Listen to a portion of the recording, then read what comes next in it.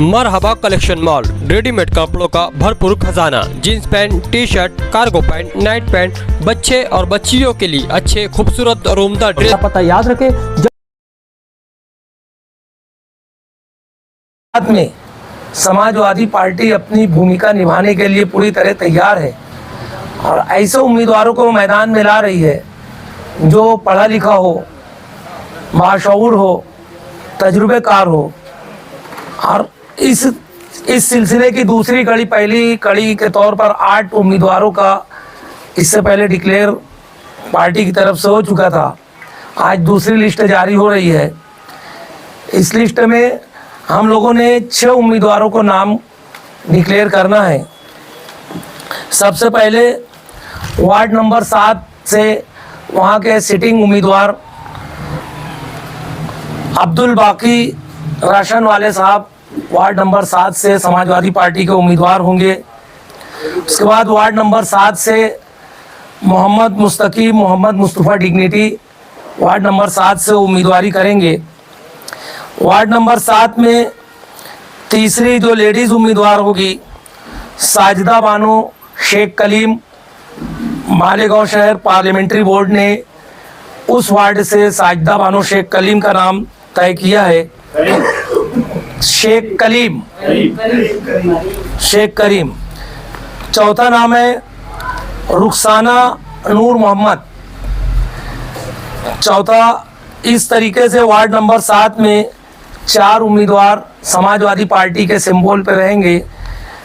और ward number 15 से साबिक कारपोरेटर रफ़ीक कुरैशी की अहलिया जायदा मोहम्मद रफ़ीक कुरैशी को पार्लियामेंट्री बोर्ड ने वार्ड नंबर 15 से उम्मीदवार किया है। इसी तरीके से वार्ड नंबर 16 वहाँ से तौहीद अहमद मोहम्मद तकी अंसारी जो पार्टी के एक फ़ाल रुकन है और मुसलसल वार्ड में लगे रहते हैं, इस जगह वार्ड नंबर 16 से तौहीद का नाम पार्लियामेंट्री बोर्ड ने तय करके उम्मीदवार जाहिर किया है। एक बार ऐसे ही हो रहा है 15-16 में जहाँ पर ऑलरेडी उम्मीदवार है आपके दोस्त साथी, फिर भी आप उम्मीदवार दे रहे हैं। वार्ड नंबर 16 में हमने पहले भी डिक्लेयर किया था कि वार्ड नंबर 16 में हमारा दोस्ताना मुकाबला रहेगा और वहाँ पर इससे पहले याह्या अब्दुल जब्बार के नाम का ऐलान हो चुका है। तौहीद को भी वही से दिया है ना, तो 4 का पैनल है ना। अभी 2 सीटें और गठबंधन का उम्मीदवार है क्या तौहीद? तौहीद समाजवादी पार्टी का उम्मीदवार रहेगा वहाँ पर। अभी 2 सीट और दी जाएंगे। हमारे पास अगर मुनासिब उम्मीदवार रहेंगे तो वहाँ पर 2 सीट हम और देंगे। उम्मीदवार कई हैं लेकिन हम लोग चाहते हैं जो समाजी तौर से समाज से जुड़ा हो, लोगों के दुख दर्द समझता हो, बाशऊर, ऐसे लोगों को हम लोग उम्मीदवारी दे रहे हैं। मुस्तकीम भाई पक्के इलाके से लड़ने का बोलते, वहाँ से लड़ेंगे नहीं। वार्ड नंबर 7 से मुस्तकीम भाई का पार्लियामेंट्री बोर्ड ने तय किया है। असल में जब हम लोगों का गठबंधन नहीं हुआ था उससे पहले हम लोगों ने समझने के लिए दोनों पार्टी के 7-7 लोगों की एक कमेटी बनी थी और उस कमेटी को इख्तियार दिया गया था कि आप लोग अपने ढंग से फैसला करके लीडरान को बता दो। अगर लीडरान को नहीं समझ में आएंगे तो उसमें कुछ रद्द-बदल करेंगे। तो ये पार्लियामेंट्री बोर्ड का फैसला है कि मुस्तकीम भाई को वार्ड नंबर 7 से लड़ाया जाए। समाजवादी की जो सदर है वो एक अच्छे इलाके से लड़ रहे, युवा नेता भी अच्छे इलाके से लड़ रहे। बात पक्के इलाकों की और इलेक्शन का अच्छे इलाकों से। बात पक्के इलाके में भी हमारे उम्मीदवार रहेंगे और कच्चे इलाकों में भी उम्मीदवार रहेंगे। हम लोग पूरे शहर में काम करते हैं, एक इलाके में तो काम करते नहीं है। क्या ऐसा इरादा है कि मुस्तकीम भाई 2 जगह से चुनाव लड़ेंगे? आगे अगर कुछ ऐसी जरूरत पड़ी तो पार्लियामेंट्री बोर्ड उनको दूसरी जगह से खड़ा भी कर सकती है, लेकिन अभी तक के एक वार्ड का हम लोगों ने तय किया है। वार्ड नंबर 7 में 4 उम्मीदवार समाजवादी के ही सिंबल से, 4 उम्मीदवार समाजवादी पार्टी के साइकिल निशान पर उम्मीदवारी करेंगे। ये जो 2 लेडीज नाम है जरा उसको खुलासा कर दीजिए। मतलब वो रुखसाना है और दूसरा एक है साजिदा बानो शेख करीम। उस वार्ड के एक काफ़ी दिनों से सोशल फील्ड में नुमाया काम करते रहते हैं, मेडिकल कैंप, मुख्तलिफ काम के। उस वार्ड में जब आप जाएंगे और जमील सेठ का नाम बोलेंगे तो हर कोई पहचान जाएगा कि जमील सेठ कौन है। वो मुसलसल वार्ड में लगे रहते हैं और वार्ड लोगों की शिद्दत से चाहत है कि जमील सेठ की को उम्मीदवारी दी जाए। तो जमील सेठ को जब बातचीत की है तो उन्होंने अपनी वालदा का नाम दिए है, तो साजिदा बानो उनकी वालदा का नाम है। इस तरीके से उस वार्ड से जमील सेठ की वालदा साजिदा बानो उम्मीदवारी करेंगे समाजवादी से। दूसरा जो है रुखसाना नूर मोहम्मद, ये जो मोहम्मद हुसैन अंसारी साहब हैं, तो ये उनकी हमशीरा है, उनकी बहन है। मोहम्मद हुसैन साहब को टिकट दिया गया है, तो वो लेडीज़ टिकट है, तो उन्होंने अपनी बहन को उस वार्ड से उम्मीदवारी के लिए नाम पेश किया है। आप उसी इलाके के फाल मतलब लोगों में से रहे हैं, इलाके में काफ़ी आपकी भी सरगर्मी रही है, तो आप इलेक्शन नहीं रहेंगे वहाँ से? जी नहीं, मैं तो खुद ऐलान कर रहा हूँ 4 उम्मीदवार का, तो इसका मतलब है मैं वहाँ से उम्मीदवारी नहीं कर रहा हूँ। फॉर्म भरेंगे, फॉर्म का जो मुद्दत है, मुद्दत के अंदर सब फॉर्म भर देंगे।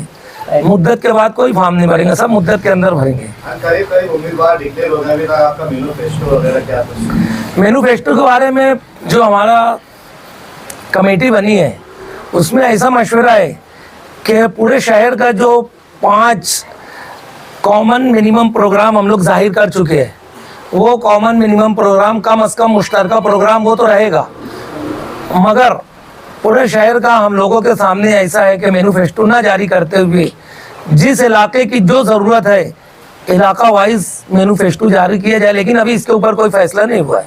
ये माना जाए कि आप ये एमएलए मौसूफ के नक्शे कदम पर चल रहे हैं। हम लोग मैनिफेस्टो नहीं जारी करेंगे ऐसा नहीं बोले, हम तो पहली मरतबा 5 रुकनी मैनिफेस्टो, 5 नुकाती मैनिफेस्टो जारी कर चुके हैं कि किसके ऊपर हमारा फोकस रहेगा।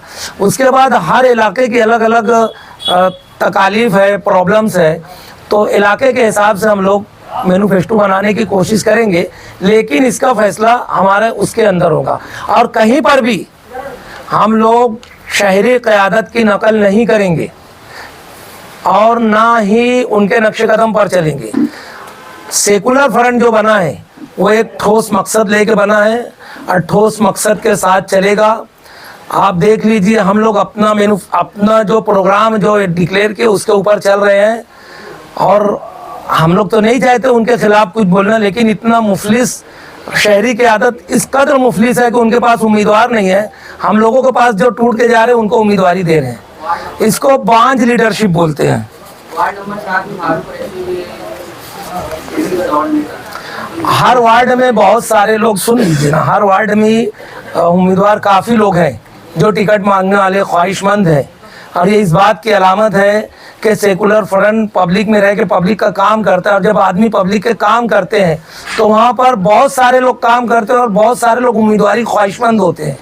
तो ये दोनों पार्टियों की जो पार्लियामेंट्री बोर्ड है वो बैठकर मुश्तरका फैसला करके ये उम्मीदवार डिक्लेयर कर रही है, और जहाँ पर इस कंडीशन की बात आती है वहाँ पर थोड़ा बहुत समझना पड़ता है। बबलू कुरैशी की बेटी है कि वालदा है?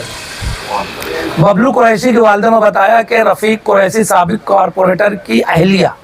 एमएलए मौसूफ ने कल कहा कि इलेक्शन में हमारे साथ थे, मौकादार थे, पहले उनको तरजीह दी जाएगी। तो आप लोगों के सामने लिस्ट है, आप लोग देख लीजिए। इफ्तिखार राशन वाले को लेके गए और बहुत सारे लोगों को लेके गए, उनके पास उम्मीदवारी नहीं है, वो हमदर्द या वफादार कहाँ देखेंगे। हम लोग जब डिक्लेयर करते हैं तो फिर वो हमारे वार्डों में दौड़ते हैं कि कौन बचा, तो उनको पटाप उठा के ले जाके देते हैं। मैं इसीलिए बोला हूँ, इतनी मुफलिस शहरी की आदत है कि उनके पास काम करने वाले लोग ही नहीं है कि जिनको वो टिकट देंगे। कई सालों से रिजवान सर आपकी सफों में दिख रहे थे, अब कुछ दिनों से गायब है। इससे पहले भी प्रेस कॉन्फ्रेंस में ये सवाल आया था, तो हम लोग बताए थे कि जब समझौता हुआ है तो यहाँ कुछ कुर्बानियाँ देनी पड़ती है। तो समझौते में जो सिटिंग सीट जहाँ से वो उम्मीदवारी करना चाहते थे वो हमारी दोस्त पार्टी के खाते में थी, तो इसलिए वहाँ पर हम लोग मजबूर हैं। तो उन्होंने समझौता किया या बराबर? अब ये रिजवान सर अभी तक, वो तो आप उनसे पूछ सकते हैं। हम लोग तो जो भी हमारे साथी हैं उनसे बातचीत करके समझा कर उनको मनाने की कोशिश करते रहते हैं, क्योंकि वो हमारे साथी है। हमारा कोई साथी हमसे छूट जाए तो बहरहाल, क्योंकि हमारी जो पार्टियाँ, दोनों पार्टियाँ जो है, आप देख लो शहर में काम जो ज़मीनी सतह पे करती है ये दोनों पार्टियाँ करती है। और ये बात जब शोभत आई बच्चाओं सबसे पहले उम्मीदवारी के बाद हमारी पार्टी पे मुलाकात करने के लिए आई, दीपक भोसले साहब लेकर आए उनको, तो वहाँ दीपक भोसले ने साफ लफ्जों में कहा कि शहर में 2 पार्टियां जो ज़मीनी सतह पर काम करती है। उस वक्त तो हमारा गठजोड़ भी नहीं था, एक शेख रशीद खानदान का और निहाल साहब खानवा था। ये दोनों पार्टियां, इनकी जो पार्टियां ज़मीनी सतह पर काम करती है, इसीलिए इनके पास वर्कर और उम्मीदवार होते हैं। दीगर लोग देख लो, बड़े बड़े तनाज़े शहर में आए, कौन कितना बोलता है शहर के सामने है, मीडिया वालों के सामने है।